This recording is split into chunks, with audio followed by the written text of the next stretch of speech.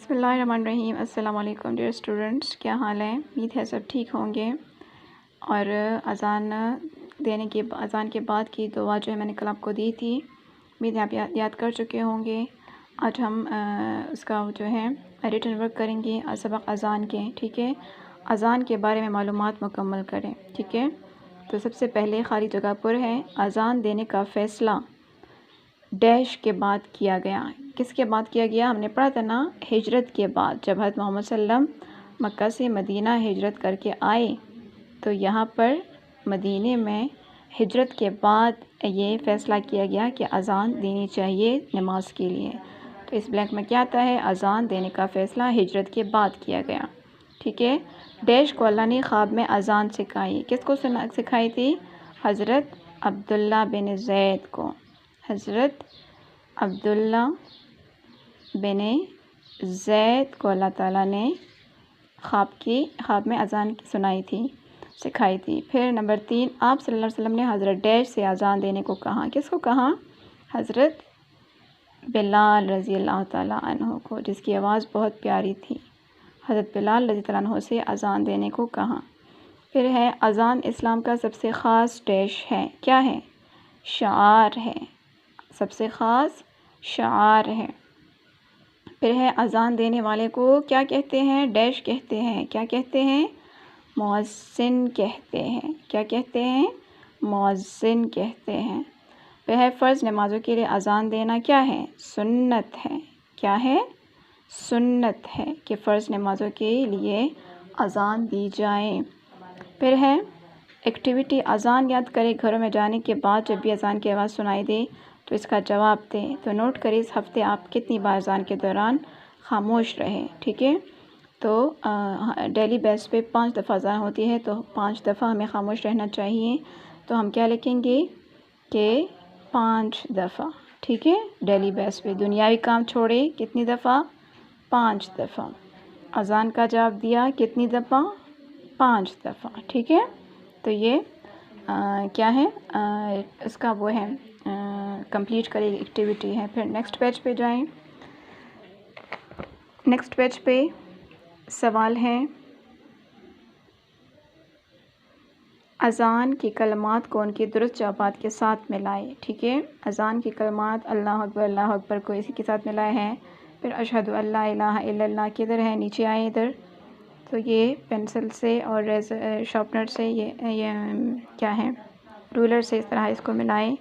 پھر اشہد ان محمد رسول اللہ، یہ اس کے ساتھ ملا دیں۔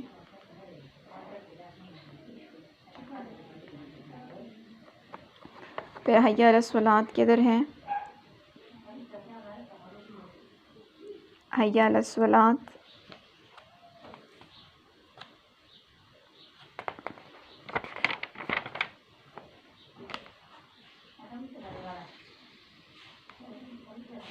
حی علی الصلاۃ کے دوران میں نے کیا کہا تھا کہ کیا کہیں گے؟ لا حول ولا قوت الا باللہ۔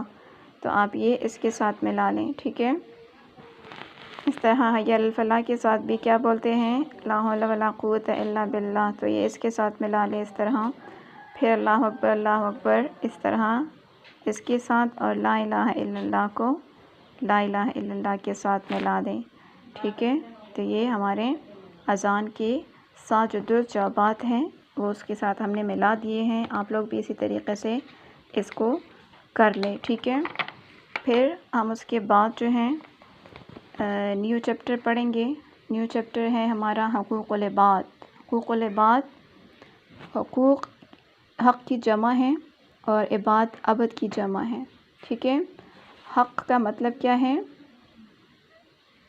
حق جو ہمارے کام ہوتے ہیں، یعنی ہماری جو حقوق ہوتے ہیں انسان کی حقوق۔ عباد عبد کی جمع ہے، ٹھیک ہے؟ تو آج اس میں ہم حقوق العباد میں ہم والدین کے حقوق پڑھیں گے کہ ہمارے والدین کے ہمارے اوپر کیا کیا حقوق ہے، ٹھیک ہے؟ ہمارے والدین اللہ تعالیٰ کی نعمتوں میں سے ایک بہت بڑی نعمت ہے۔ اللہ تعالیٰ نے ہمیں بے شمار نعمتیں عطا فرمائی ہے نا، تو یہ اللہ تعالیٰ کی ایک بہت بڑی نعمت ہے، کیونکہ والدین کا کوئی جو ہے نعم البدل نہیں ہے۔ والدین کا کوئی نعم البدل، دنیا کی ہر نعمت کا کوئی نہ کوئی بدل ہوتا ہے، لیکن والدین جو ہے اس کا کوئی بدل نہیں ہے. ہمارے سوتیلے والدین ہمارے اتنا خیال نہیں رکھ سکتے جتنا ہمارے اپنے والدین ہمارا خیال رکھتے ہیں. اللہ تعالیٰ کے بعد بچوں سے سب سے زیادہ پیار والدین ہی کرتے ہیں. یہ بھی میں نے آپ کو بتایا تھا نا کہ اللہ تعالیٰ انسان سے 70 ماؤں سے زیادہ پیار کرتا ہے. تو اس طریقے سے اللہ تعالیٰ کے بعد اللہ تعالیٰ آسمان پر ہم سے محبت کرتا ہے اور زمین پر ہمارے والدین ہمارے سب سے زیادہ جو ہے عزیز ہوتے ہیں، ہم سے زیادہ پیار کرتے ہیں. ہمارے والدین ہمارا بہت خیال رکھتے ہیں، ہماری دیکھ بھال میں وہ اپنے آرام کی فکر چھوڑ دیتے ہیں. ایسا ہوتا ہے نا، ہمیں بخار ہوتا ہے تو ہمارے والدین رات رات اٹھ کر ہمیں دیکھتے ہیں اور ہمارے لیے پریشان رہتے ہیں کہ کس طرح میرے بچہ جو ہے ٹھیک ہو جائے. تو ہماری اچھی تربیت کے لیے دن رات محنت کرتے ہیں. کیسے آپ لوگوں کی مدر آپ کے گھر میں آپ کا خیال رکھتی ہے، آپ کو اچھے ابر کی تمیز سکھاتی ہے. آپ کے بابا جو ہے آپ کے لیے گھر سے باہر ہوتے ہیں سارا دن اور آپ کے لیے کماتے ہیں، تو یہ محنت کر رہے ہیں نا ہمارے والدین ہمارے لیے، اور ہماری فرمائشیں پوری کرتے ہیں.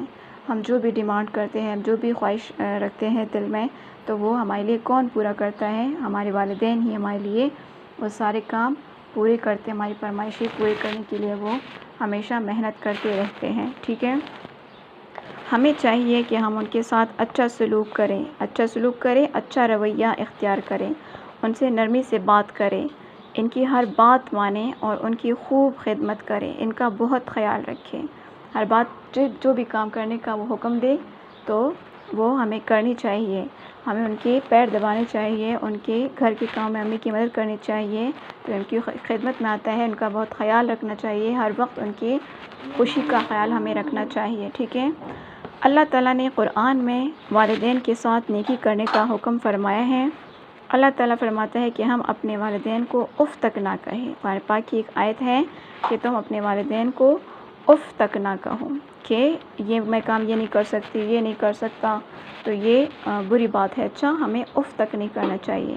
اگر ان کی باتیں ہماری مرضی کے خلاف ہو، یعنی ایسی کوئی بات ہو جو ہمیں پسند نہ ہو اپنے والدین کی، تب بھی ہمیں جو ہے یہ نہیں کرنا چاہیے کہ ہم ان کی مخالفت کریں. تب بھی ہمیں ان کا کہنا ماننا چاہیے. اگر کبھی والدین ہمیں ہمارے دوستوں کے سامنے کسی بات پر ڈانٹے، یعنی کبھی ہم نے کوئی غلطی کی ہو اور ہمیں ہمارے دوستوں کے سامنے ہی ہمارے والدین اس بات پر جو ہے سرزنش کرے، ہمیں ڈانٹے، تو ہمیں ان کے سامنے خاموش رہنا چاہیے، بلکہ ان کے سامنے برا نہیں ماننا چاہیے کہ یہ آپ نے کیوں مجھے میرے دوست کے سامنے ہی ذلیل کر دیا. نہیں، تب بھی ہمیں خاموشی سے ان کی ڈانٹ سننی چاہیے. ہمارے پیارے نبی صلی اللہ علیہ وسلم نے فرمایا ہے کہ رضا الرب فی رضا الوالدین وسخطہ فی سخطہما. اللہ تعالیٰ کی رضا والدین کی رضا میں ہے، اور اللہ تعالیٰ کی ناراضگی والدین کی ناراضگی میں ہے. جو بندہ اللہ تعالیٰ کو خوش کرنا چاہتا ہے، اسے چاہیے کہ وہ سب سے پہلے اپنے والدین کے حقوق کا خیال رکھے، ان کی ہر بات مانے، ان کی خدمت کرے، ان کا خیال رکھے، تب جا کے اللہ تعالیٰ ہم سے راضی ہوگا. اگر ہم زیادہ نمازیں پڑھے، زیادہ نوافل پڑھے، زیادہ روزے رکھے، لیکن ہم اپنے والدین کے ساتھ بد اخلاقی کرے، ان کے ساتھ نرمی سے بات نہ کرے، ان کی خدمت نہ کرے اور ان کی دل آزاری کرے، تو اللہ تعالیٰ ہم سے کبھی بھی خوش نہیں ہوگا، ہماری نمازوں کو کبھی بھی قبول نہیں کرے گا. یعنی اگر ہم رب کو راضی کرنا چاہتے ہیں تو والدین کو راضی رکھیں، ان کی فرمانبرداری کریں، ان کو خوش رکھیں، اس طرح اللہ تعالیٰ ہم سے راضی ہو جائے گا. اگر ہم والدین کو ناراض کریں گے تو اللہ تعالیٰ بھی ہم سے ناراض ہو جائے گا. تو اللہ تعالیٰ کی رضا کے لیے ہمیں چاہیے کہ ہم اپنے والدین کو خوش رکھیں اور ان کی ہر بات جو ہے مانیں. ایک صحابی رضی اللہ تعالیٰ عنہ نے آپ صلی اللہ علیہ وسلم سے عرض کیا، اے اللہ کے رسول صلی اللہ علیہ وسلم، میں سب سے زیادہ اچھا سلوک کس سے کروں؟ یعنی ایک فرمایا کہ میں نیکی کا کام کرنا چاہتا ہوں، تو میں اپنے رشتہ داروں کے ساتھ کس کے ساتھ اچھا سلوک کروں؟ تو آپ صلی اللہ علیہ وسلم نے فرمایا اپنی ماں کے ساتھ سب سے زیادہ اچھا سلوک کروں، کیونکہ ماں جو ہے ہمارے لیے راتوں کو اٹھ کر ہمارا خیال رکھتی ہے، ہمارے لیے پریشان رہتی ہے. تو سب سے زیادہ جو ہمارے اچھے سلوک کی حقدار ہے وہ ہماری ماں ہے. اس صحابی نے پھر عرض کیا، پھر کس سے، یعنی ماں کے بعد کس کے ساتھ اچھا سلوک کروں؟ تو آپ صلی اللہ علیہ وسلم نے فرمایا اپنی ماں سے. دوبارہ بھی اپنی ماں کا ہی کہا. اس نے پھر کہا پھر کس سے؟ آپ صلی اللہ علیہ وسلم نے فرمایا اپنی ماں سے. تیسری دفعہ بھی آپ صلی اللہ علیہ وسلم نے انہیں ماں کے ساتھ اچھا سلوک کرنے کا حکم دیا. اس نے کہا پھر کس سے؟ آپ صلی اللہ علیہ وسلم نے فرمایا اپنے باپ سے. یعنی چوتھی دفعہ پھر باپ کا نام لیا کہ پھر اس کے بعد باپ کا خیال رکھو. دیکھا ہمارے پیارے نبی صلی اللہ علیہ وسلم نے ماں باپ کی کتنی فضیلت بتائی ہے کہ ماں کے ساتھ 3 دفعہ ان سے تاکید فرما کر جو ہے کہا کہ سب سے زیادہ اپنے والدین میں ماں کا خیال رکھو. اس لیے ہم کوشش کریں کہ والدین کے ساتھ بہت اچھا سلوک کریں، ان کے لیے دعائیں کریں، یہی اچھی اور نیک اولاد کی پہچان ہے۔ والدین کے لیے دعا کا طریقہ بھی قرآن نے ہمیں سکھایا ہے۔ جب ان کے لیے دعا کریں تو یوں کریں، رب ارحمہما کما ربیانی صغیرا، اے اللہ تو ان دونوں پر اس طرح رحم فرما جس طرح بچپن میں انہوں نے مجھے پالا ہے، ٹھیک ہے۔ تو اس سبق سے ہمیں یہ ملتا ہے، یہ جو عنوان ہے ہمارا، کہ ہمیں اپنے والدین کے ساتھ ہمیشہ اچھا سلوک کرنا چاہیے، کیونکہ ہمارے اللہ تعالیٰ نے بھی ہمیں یہ کام کرنے کا حکم دیا ہے، ہمارے حضور صلی اللہ علیہ وسلم نے بھی یہ کام کرنے کا حکم دیا ہے۔ آج کے اتنا کافی ہے، کل انشاءاللہ پھر ملاقات